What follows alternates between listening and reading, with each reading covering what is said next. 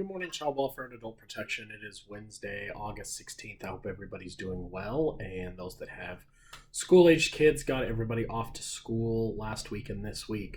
Just wanted to briefly touch on the safety app, so the safety alert, just to tell you about some things that have been going on. We've been working with Amy pretty diligently to identify any issues with the transfer to the new app. There was a little bit of some technicality problems that Amy's working through, but nothing that was too significant impacting a lot of people. We continue to look at that data in regards to our usage and false alarms every month with Amy, and we are still averaging around 10 to 12 false alarms every month, and some of those are we are figuring out can be a phone problem, but the majority of those are timer problems. And when I mean timer problems, I mean folks that are using timers and for whatever reason are forgetting to turn it off, which is then alerting the safety alert company to dispatch law enforcement to the location.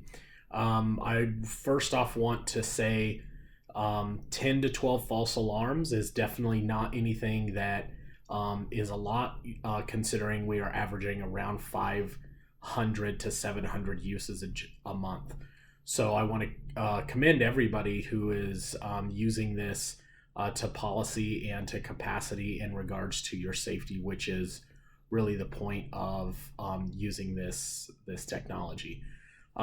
In addressing the false alarms, Amy and myself met with the communications supervisor over dispatch just to talk about some ways that we could potentially work to even lower those false alarms.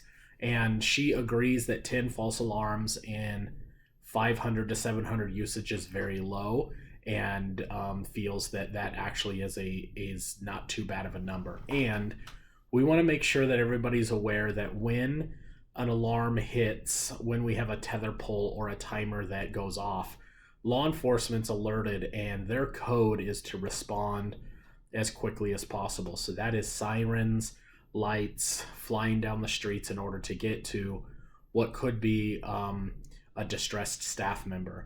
And we just need to keep that in mind, that what that does is it does increase the likelihood of potential car accidents or things like that, because they are trying to get to us as fast as possible, which is the point, right? Is that we, in a real life situation and not a false alarm, we are needing assistance immediately, which is why we've adopted this policy and the use of this technology. So I bring that to you just to remember that there are, people out there that are trying to rush to get to us in an event where this application goes off and law enforcement is notified. So if you are a heavy timer user, or if you're not a heavy timer user and you just use it once in a while, please remind yourself, please remember to turn your timers off after you use them, so that we can continue to reduce false alarms, knowing that this amount of usage, we understand that every once in a while there are going to be some of these things, either technical problems, or we may get into a situation where we're rushing to our next home visit and we might forget.